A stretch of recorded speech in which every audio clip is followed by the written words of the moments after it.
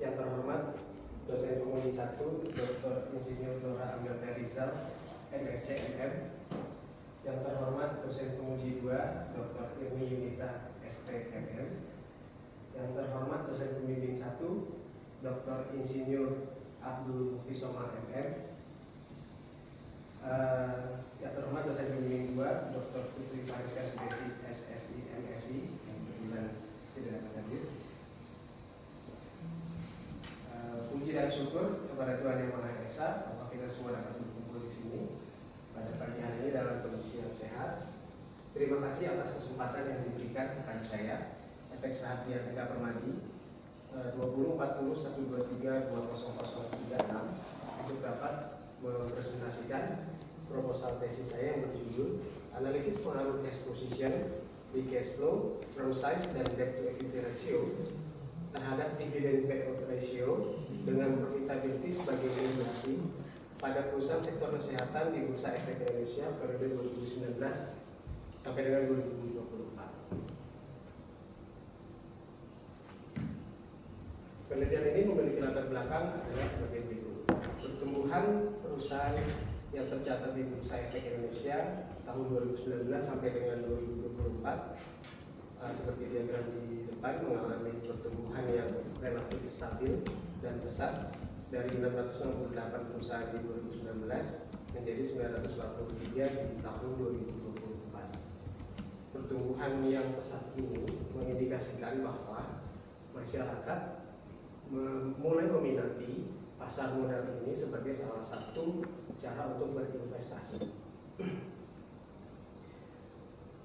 Investasi tersebut kenapa diminati? Karena kemudahan akses di pasar modal saat ini dan penawaran keuntungan yang diberikan pada saat investasi di situ. Investasi tersebut diharapkan dapat memberikan dividen.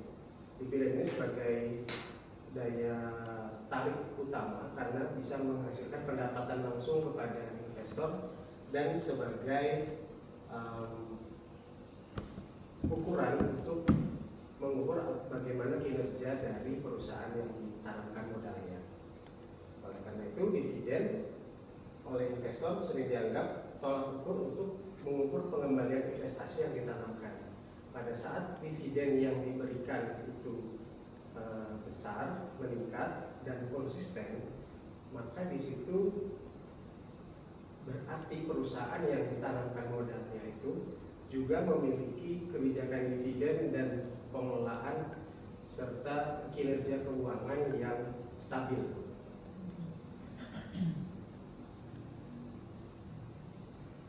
Kemudian selain latar belakang tersebut, terdapat beberapa fenomena dalam penelitian ini.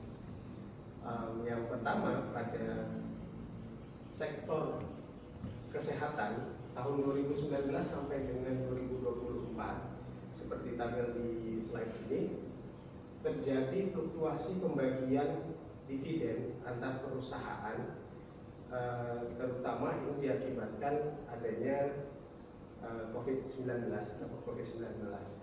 Sebagai contoh, untuk KLBF atau KB Pharma dan SIDO Sidoro Muncul itu relatif mengalami penurunan pembagian dividen. Lain halnya dengan Kimia Farma atau KAEF yang tidak membagikan dividen di 2019 dan membagikan di tahun-tahun berikutnya dengan angka yang relatif sangat kecil. Kemudian fenomena yang lain adalah setelah pasca krisis itu sudah normal, terjadi penurunan di sektor kesehatan, khususnya seperti yang ada di slide. Pada tahun 2026 saat ini, dari awal tahun sampai dengan Maret, tercermin dari penurunan harga saham yang cukup signifikan. Jadi dari kedua fenomena itu, di sini dilihat bahwa terdapat variasi kebijakan dividen dari masing-masing perusahaan tergantung dari kondisi keuangan masing-masing perusahaan walaupun di dalam satu sektor yang sama. Jadi itu kenapa juga saya memilih sektor kesehatan ini untuk diteliti lebih lanjut untuk melihat bagaimanakah kebijakan dividen masing-masing perusahaan tersebut dengan faktor-faktor yang juga dapat mempengaruhi dari kebijakan dividen yang akan dibagikan. Kemudian di kajian pustaka ada beberapa teori yang ada di dalam penelitian ini. Yang pertama sinyal teori. Pertama kali dikemukakan oleh Spacey tahun 1973. Teori ini adalah perusahaan memberikan sinyal kepada investor atau pemangku kepentingan lain melalui laporan keuangan. Laporan keuangan itu adalah berisi kemampuan perusahaan, kinerja dalam mencapai tujuannya. Kemudian ada di teori kedua adalah trade-off teori, Mayer 1984. Di sini struktur modal yang ada di dalam perusahaan adalah pertukaran antara manfaat utang dan beban atas utang itu untuk dapat menghemat pajak. Jadi perusahaan akan memaksimalkan rasio utang dan ekuitas secara optimal dalam perusahaan. Kemudian yang ketiga adalah pecking order theory, Mayer 1984 juga. Di sini sumber pendanaan di perusahaan memiliki preferensi yang hierarkis. Perusahaan akan cenderung pertama kali menggunakan mengoptimalkan pendanaan internal yang berasal dari keuntungan atau hasil operasi pada tahun sebelumnya yang terdapat di return earning. Jika dirasa kurang cukup, maka perusahaan akan pendanaan utang melalui pinjaman atau loan yang sebenarnya di situ juga sudah ada beban atas utang itu sendiri. Dan dirasa jika memang itu belum cukup juga, perusahaan akan melakukan pendanaan ekuitas yang contohnya adalah penerbitan saham baru.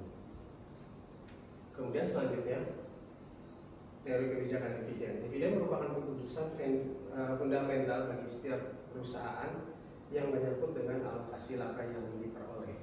Diprosesikan atau diukur dengan dividen payout ratio adalah dividen per share dibagi dengan earning per share. Kemudian selanjutnya adalah profitabilitas. Profitabilitas mengacu pada seberapa efektif perusahaan menghasilkan laba.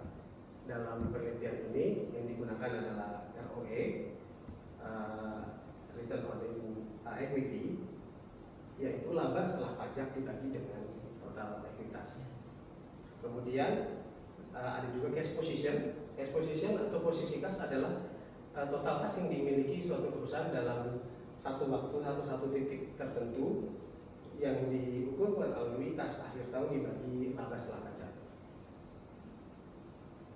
Kemudian free cash flow. Free cash flow merupakan ukuran arus kas yang tersisa setelah perusahaan menjalankan operasional perusahaannya dikurangi dengan investasi atau belanja modal. Kemudian firm size, ukuran perusahaan adalah indikator seberapa besar skala suatu perusahaan yang biasanya dihitung atau dilihat melalui total aset. Dan yang terakhir debt to equity ratio adalah perbandingan antara total utang perusahaan dengan dibanding dengan total ekuitas yang menjadi sumber pendanaan perusahaan.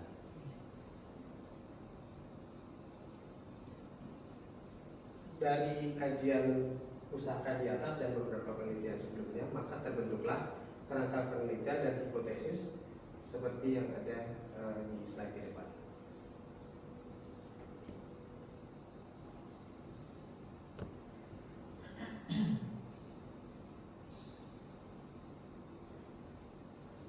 Metode penelitian dalam bidang ini. Jenis penelitian ini adalah bersifat kausalitas dengan pendekatan kuantitatif. Kemudian populasinya adalah perusahaan sektor kesehatan yang terdaftar di PEI tahun 2019 sampai 2024 menggunakan teknik process sampling dengan kriteria yang relevan, dan sumber datanya adalah dari data laporan keuangan yang diterbitkan oleh perusahaan dan yang dapat diakses melalui website Bursa Efek Indonesia. Metode analisis data.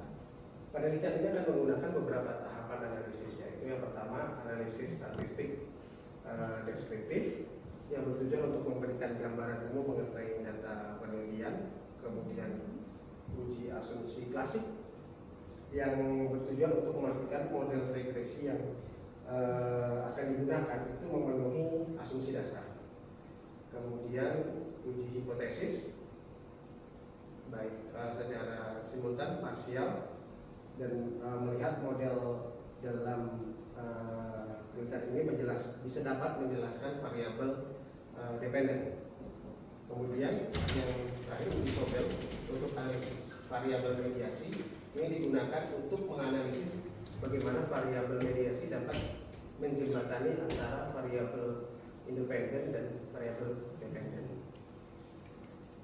Pengolahan data yang akan digunakan dalam penelitian ini menggunakan software Diffuse 13. Berikut adalah beberapa jurnal acuan utama yang dipakai dalam penelitian ini.